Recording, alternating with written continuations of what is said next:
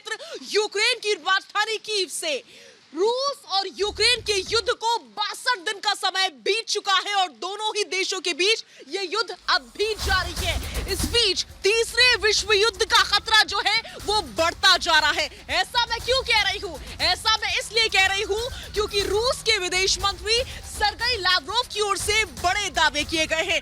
आखिर इन दावों की सच्चाई क्या कहती है, ये मैं आपको बताऊंगी। मेरे साथ जुड़ रहे हैं मेरे सहयोगी मृदुल शर्मा। नमस्कार, बहुत स्वागत है आपका। आपके साथ मैं हूं मृदुल शर्मा। आज हम आपको बताएंगे कि बाल्टिक क्षेत्र में किस तरीके से हलचल बढ़ती जा रही है। वहां पर 3 नाटो देशों की सेना ने अपने जहाज युद्ध अभ्यास के लिए पहुंचा दिए हैं।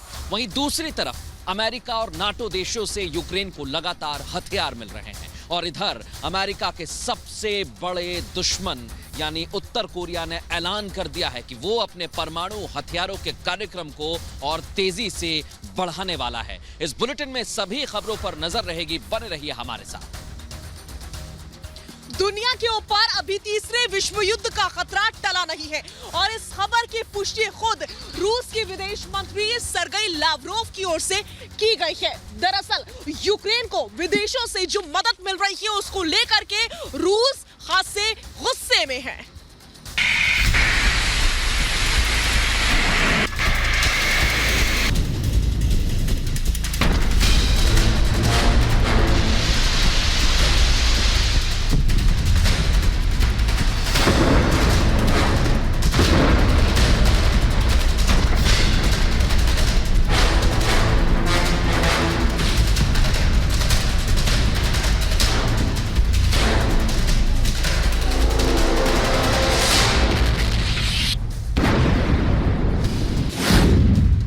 खत्म नहीं हो रही जंग।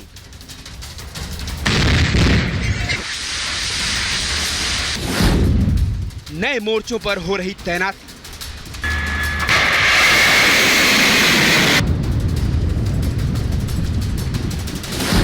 नए हथियारों का हो रहा प्रयोग।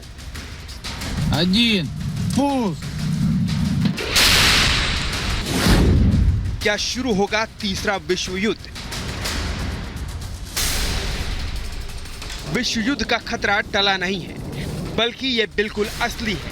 ये खतरा बढ़ता ही जा रहा है। रूस यूक्रेन में जंग रुक नहीं रहा, वहीं दूसरे मोर्चों पर भी तैनाती बढ़ती जा रही है। विश्व युद्ध के बादल मंडराते जा रहे हैं। ये कयास लग रहे हैं कि दुनिया तीसरे विश्व युद्ध की ओर बढ़ती जा रही है। यह आशंका खुद रूस ने जताई है। खुद रूस के विदेश मंत्री ने कहा है कि विश्व युद्ध का खतरा बिल्कुल असली है। रूसी विदेश मंत्री का बयान। तीसरे विश्व युद्ध का खतरा असली। यूक्रेन से युद्ध के बीच रूस के विदेश मंत्री सर्गेई लावरोव का बयान आया है। लावरोव ने कहा है कि यूक्रेन के साथ बातचीत जारी रहेगी, लेकिन तीसरे विश्व युद्ध का खतरा असली है। लावरोव ने यूक्रेन पर आरोप लगाते हुए कहा है कि गुडविल यानी सद्भावना की अपनी सीमाएं होती हैं। यदि परस्पर सद्भावना नहीं है तो यह बातचीत की प्रक्रिया में मदद नहीं करती है। हालांकि रूसी विदेश मंत्री ने कहा है कि यूक्रेन से बातचीत की प्रक्रिया जारी रहेगी। रूसी विदेश मंत्री ने जेलेंस्की को एक अच्छा एक्टर बताते हुए कहा कि वो बातचीत का नाटक कर रहे हैं। उनकी बातों में हजारों विरोधाभास है। लावरोव ने कहा कि मौजूदा युद्ध तब खत्म होगा जब समझौते पर हस्ताक्षर होंगे, और समझौते में क्या होगा यह युद्ध में शामिल देश यानी रूस और यूक्रेन ही निर्णय करेंगे।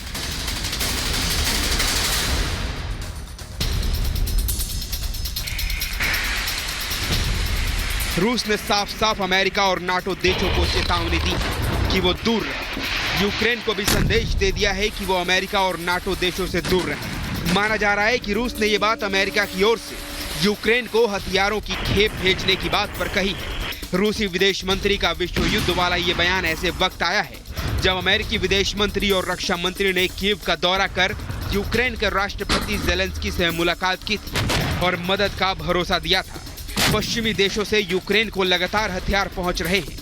यही वजह मानी जा रही है कि यूक्रेन कई जगह रूस से सीधे भिड़ रहा है।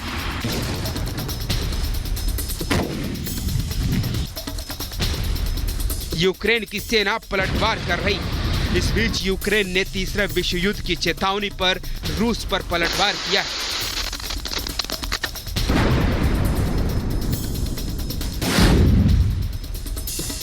यूक्रेन के विदेश मंत्री दिमित्री कुलेबा ने कहा है कि लावरोव का बयान यह दर्शाता है कि रूस को हार का एहसास हो गया है।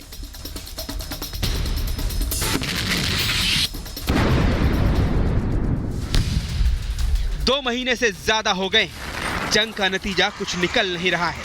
इस बीच जंग के फैलने का भी खतरा बढ़ रहा है। दूसरे मोर्चों पर भी मचा बवाल। चीन उत्तर कोरिया की चेतावनी। युद्ध सिर्फ यूक्रेन की धरती पर ही नहीं हो रहा है, बल्कि कुछ और जगह भी युद्ध के बादल मंडरा रहे हैं। चीन ताइवान में बढ़ रही है टेंशन। उत्तर कोरिया भी अमेरिका को चेतावनी दे रहा है। चीन और उत्तर कोरिया दोनों ही देश रूस के मित्र देश हैं। वहीं अमेरिका की टेंशन बढ़ती जा रही है। तनाव चरम पर पहुंचा हुआ है। हथियारों की रेस।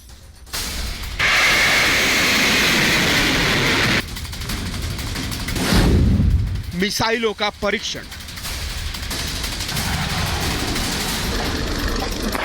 पिछले कुछ दिनों से हथियारों की रेस भी तेज हो गई है। परमाणु हथियारों का परीक्षण बढ़ता जा रहा है। हाइपरसोनिक हथियारों का परीक्षण हो रहा है। देश ज्यादा से ज्यादा हथियार खरीद रहा है। यह हथियार इतने खतरनाक हैं कि इनका प्रयोग पूरे के पूरे देश का नामो निशान मिटा सकता है। क्योंकि तीसरा विश्व युद्ध अगर छिड़ता है तो गोला बारूद और टैंकों के साथ परमाणु हथियारों का प्रयोग भी होगा और बड़ा विनाश हो सकता है। तीसरे विश्व युद्ध की बात को हल्के में लेना बहुत बड़ी भूल होगी। Bureau report, Republic Bharat. रूस की तरफ से साफ कर दिया गया है, जब तक उसका मिशन पूरा नहीं होगा रूस रुकने वाला नहीं है, थमने वाला नहीं है। साथ ही साथ रूस ने सबसे घातक सरमट मिसाइल का परीक्षण भी किया है। दूसरी ओर रूस ने S-500 एयर डिफेंस के निर्माण में तेजी करने की तैयारी कर ली है। माना यह जाता है कि रूसी रक्षा प्रणाली सबसे खतरनाक और घातक होती है। अगर दुश्मन पर इससे वार किया जाता है तो उनका बचना बहुत मुश्किल होता है। क्या है इस रिपोर्ट में समझिए कि रूस किस तरीके से अपने हथियारों को बढ़ा रहा है, बना रहा है और किस तरह से मिसाइलों का परीक्षण कर रहा है।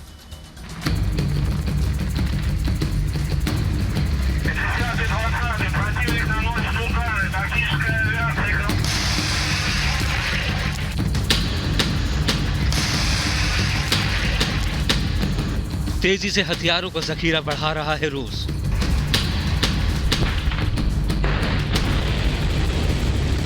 नए घातक हथियार सामने ला रहा है रूस।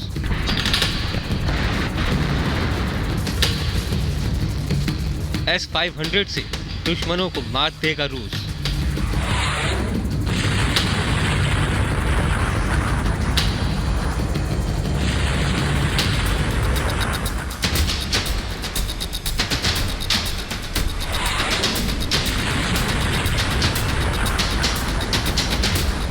अपनी ताकत दिखाने और अपने दुश्मनों को चेताने के लिए रूस बेहद घातक हथियारों का परीक्षण कर रहा है।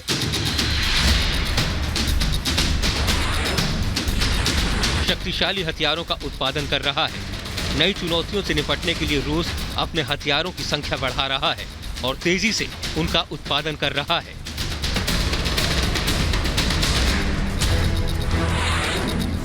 रूस अपने बेहद शक्तिशाली एयर डिफेंस सिस्टम S-500 को और तेजी से बनाएगा। इसके सहारे वो दुश्मनों के जहाजों को हवा में ही मार गिराएगा।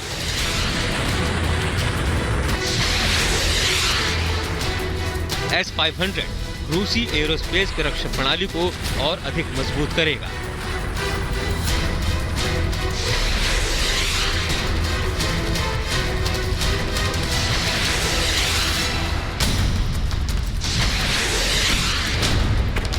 रूसी रक्षा प्रौद्योगिकी कंपनी अल्फमास एंटे के प्रमुख यान नोविकोव के मुताबिक नवीनतम विमान भेदी मिसाइलें रक्षा प्रणाली S-500 को बड़े पैमाने पर उत्पादन किया जा रहा है। ये मिसाइलें रूसी एरोस्पेस की रक्षा प्रणाली को और अधिक मजबूत करेंगी। रूस के डिफेंस सिस्टम को दुनिया में सबसे शक्तिशाली और प्रभावी माना जाता है। S-500 सबसे नवीन और शक्तिशाली डिफेंस सिस्टम है। सतह से हवा में मार करने वाली मिसाइल प्रणाली है S-500 सिस्टम। इसे प्रोमीथियस के नाम से जाना जाता है। इसकी मारक क्षमता 600 किलोमीटर तक है। ये अंतर महाद्वीपीय बैलिस्टिक मिसाइलों से लैस है। इसमें हाइपरसोनिक क्रूज मिसाइलें होती हैं। विमानों को रोकने और नष्ट करने की क्षमता होती है। उच्च मिसाइल विरोधी रक्षा क्षमता होती है।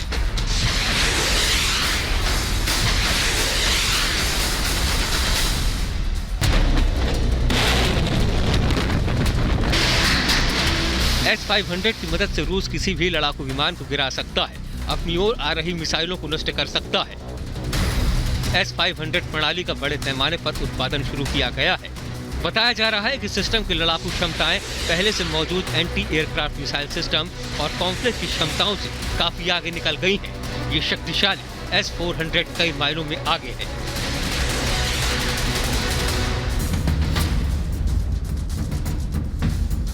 S-500 न केवल गुप्त लक्ष्यों का पता लगा सकता है, बल्कि अंतरिक्ष में उपग्रहों को मार गिराने में भी सक्षम है। इसमें 4 तरह की मिसाइलें शामिल हैं। एक मिसाइल की मारक क्षमता 600 किलोमीटर, दूसरी 250 किलोमीटर, तीसरा 120 और चौथी 40 किलोमीटर है।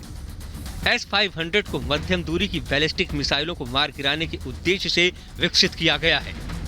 जरूरत पड़ने पर यह ICBM को उनके उड़ान पथ के अंतिम चरण में नष्ट कर सकता है। S-500 हाइपरसोनिक विमान और मानव रहित हवाई वाहनों को नष्ट करने में सक्षम है। S-500 वायु रक्षा प्रणाली सभी प्रकार के हाइपरसोनिक हथियारों को नष्ट करने में सक्षम है।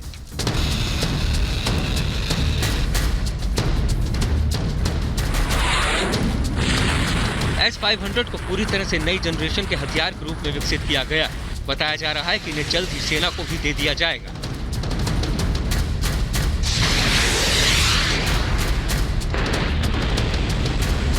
हाल ही में रूस ने अपनी शक्तिशाली परमाणु ICBM सरमट का सफल परीक्षण किया था।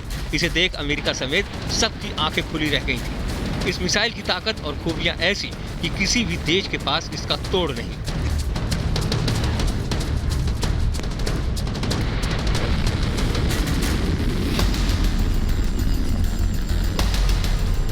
सरमट दुनिया की सबसे लंबी दूरी तक पार करने वाली मिसाइल है। एक साथ कई परमाणु हथियार ले जा सकती है।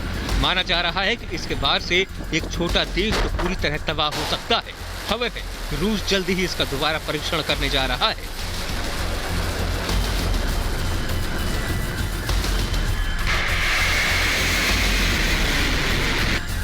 पिछले कुछ दिनों में रूस ने यूक्रेन के अलग अलग हिस्सों में हमले बेहद तेज कर दिए हैं।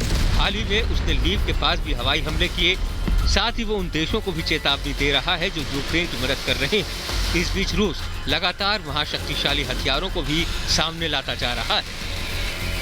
Bureau report, Republic Bharat.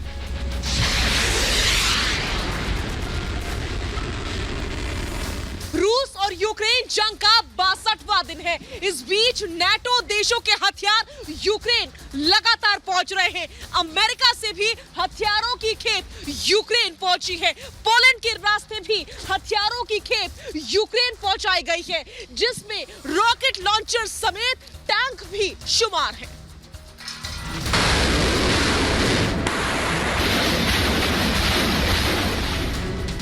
Ukraine को पहुंच रही है सैन्य मदद। बाहरी मदद से जंग लड़ रहा है यूक्रेन। यूक्रेन ने इस युद्ध की शुरुआत से ही कहा कि हमें हथियार भेजिए ताकि हम अपनी रक्षा कर पाएं। अब यूक्रेन में तेजी से हथियार पहुंचने शुरू हो गए हैं। टैंक आ रहे हैं, मल्टीपल रॉकेट लॉन्चर आ रहे हैं, मिसाइलें आ रही हैं। यूक्रेन को मिला M142 हिमार्स। यह अमेरिका से आया M142 HIMARS multiple rocket launcher system है। हिमार्स यानी high mobility artillery rocket system. यह यूक्रेन पहुंच चुका है। एक ट्रक से चलने वाला यह सिस्टम दुश्मन में खलबली मचा देता है।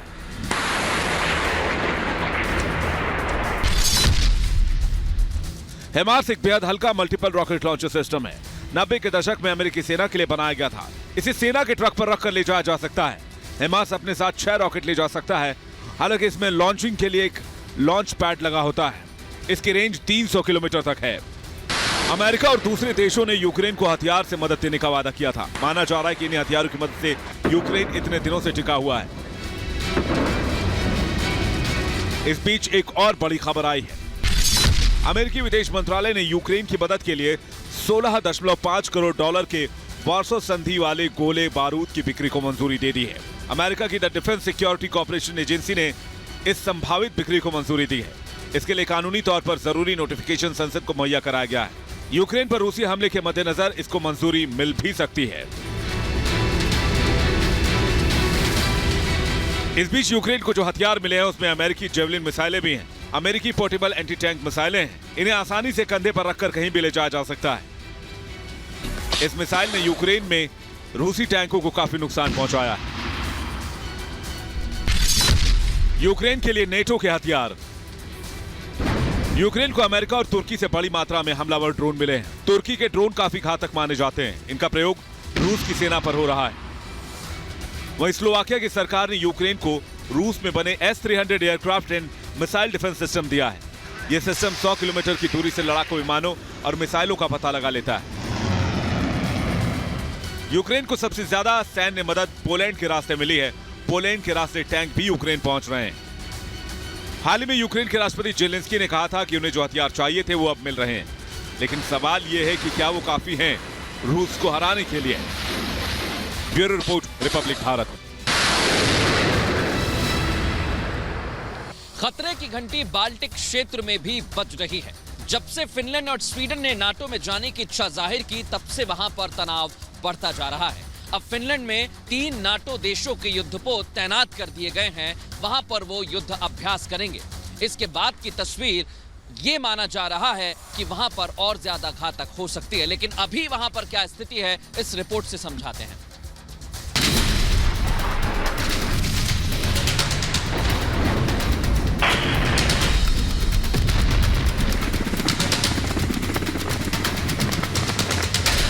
यूरोप में हलचल बढ़ती जा रही है।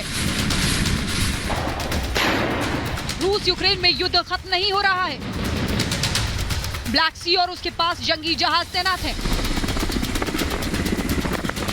तो वहीं अब बाल्टिक सी में भी तनाव बढ़ता जा रहा है। जब से फिनलैंड और स्वीडन ने नाटो की सदस्यता की अर्जी दी है, बाल्टिक सी तनाव का नया केंद्र बनता जा रहा है। यहां नाटो की सेना की सरगर्मियां बढ़ रही हैं। फिनलैंड पहुंचे नाटो देशों के युद्धपोत। रूस यूक्रेन युद्ध के बीच नाटो देशों के 3 युद्धपोत गैर सदस्य राष्ट्र फिनलैंड पहुंचे हैं। ये युद्धपोत फिनलैंड की नौसेना के साथ 2 दिवसीय युद्ध अभ्यास में हिस्सा लेंगे। फिनलैंड सेना के मुताबिक लातविया, एस्टोनिया और नीदरलैंड के युद्धपोत पहुंचे हैं। लातवियाई माइन स्वीपर LVNS विर्साइटिस, एस्टोनियाई माइन हंटर्स ENS सकला और डच युद्धपोत HNLMS शिदम फिनलैंड की नौसेना के साथ समुद्री बारूदी सुरंगों को हटाने का अभ्यास करेंगे। ये युद्ध अभ्यास 28 अप्रैल से शुरू होगा और 2 दिनों तक चलेगा। फिनलैंड की सीमा रूस से लगती है। करीब 1300 किलोमीटर सीमा साझा करते हैं दोनों देश। जब से फिनलैंड ने कहा है कि वो नेटो में जाना चाहता है, रूस ने अपनी सेना सीमा पर बढ़ा दी है। साथ ही ये भी चेतावनी दे दी है कि अगर फिनलैंड और स्वीडन नाटो में जाते हैं तो वो सीमा पर परमाणु मिसाइलों को भी तैनात कर देगा। हाल ही में रूस की सेना ने बाल्टिक सी में युद्धाभ्यास भी किया था। रूस ने साफ कहा है कि वो नाटो के बढ़ते कदम बर्दाश्त नहीं करेगा। Bureau report, Republic Bharat. Ukraine की सेना रूस की सेना से कई इलाकों में सीधे सीधे जंग लड़ रही है। इस बीच यूक्रेन के अज़ोव लड़ाकों ने मारियोपोल पर रूस की सेना पर सीधा प्रहार किया है, तो कीव में भी अज़ोव लड़ाकों ने अभ्यास किया है, यानी कि युद्ध अभ्यास किया है। क्या है स्थिति इस समय मारियोपोल, कीव समेत तमाम इलाकों में, यूक्रेन के रिपोर्ट के जरिए आपको बताते हैं।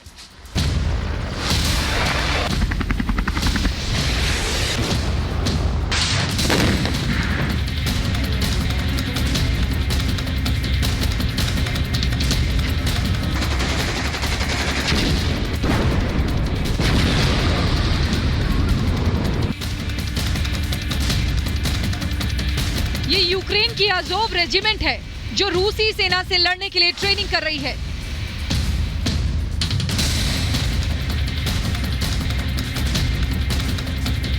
कीव के इलाके में इसकी ट्रेनिंग चल रही है। पूरे हथियारों से लैस ये लड़ाके दुश्मन पर हमला करने का अभ्यास कर रहे हैं। अपने घायल साथियों को कैसे बचाया जाए, इसका भी अभ्यास हो रहा है।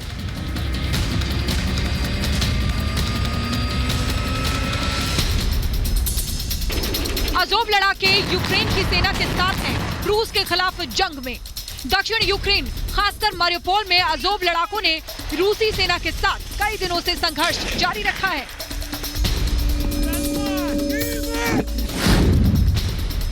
अज़ोव रेजिमेंट एक वॉलंटियर इन्फेंट्री यूनिट है। इसमें करीब 900 सदस्य हैं। इसके सदस्य अति राष्ट्रवादी होते हैं। इन पर नव नाजी होने का आरोप लगता है। रेजिमेंट की शुरुआत मई 2014 में हुई थी। ये यूक्रेन गार्ड की एक ही यूनिट है। मारियोपोल और सी ऑफ अज़ोव इलाके में केंद्रित हैं। रूस का कहना है कि अज़ोव रेजिमेंट के जरिए भी यूक्रेन में रह रहे रूसी लोगों पर अत्याचार होता है। रूस का दावा है कि सैकड़ों अज़ोव लड़ाकों को मारियोपोल के अज़ोवस्टल स्टील प्लांट में घेरा जा चुका है। यूक्रेन पर रूस के वार। रूस लगातार यूक्रेन के सैन्य और दूसरे महत्वपूर्ण ठिकानों पर निशाना लगा रहा है। रूसी रक्षा मंत्रालय लगातार इसकी तस्वीरें भी जारी करता रहता है।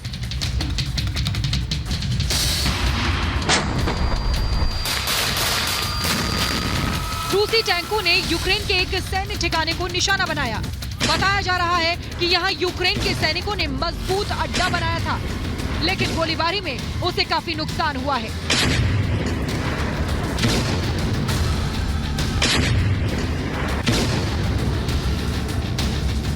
रूस लगातार यूक्रेन के हथियारों के डिपो को नष्ट करने में लगा है। ये वीडियो भी रूसी रक्षा मंत्रालय ने जारी किया है। बताया जा रहा है कि यूक्रेन को भारी नुकसान हुआ है। हथियारों और सैन्य उपकरणों से भरा एक वेयरहाउस रूसी हमले में तबाह हो गया है।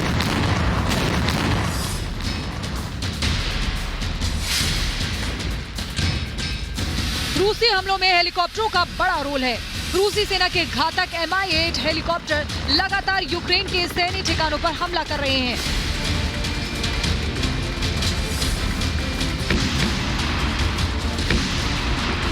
ये हेलीकॉप्टर अपनी सेना के लिए रास्ता भी बना रहे हैं, जिससे वो तेजी से आगे बढ़ सकें। Bureau report, Republic Bharat. Republic Bharat पर महायुद्ध की महा कवरेज लगातार जारी है, सिर्फ आपके लिए।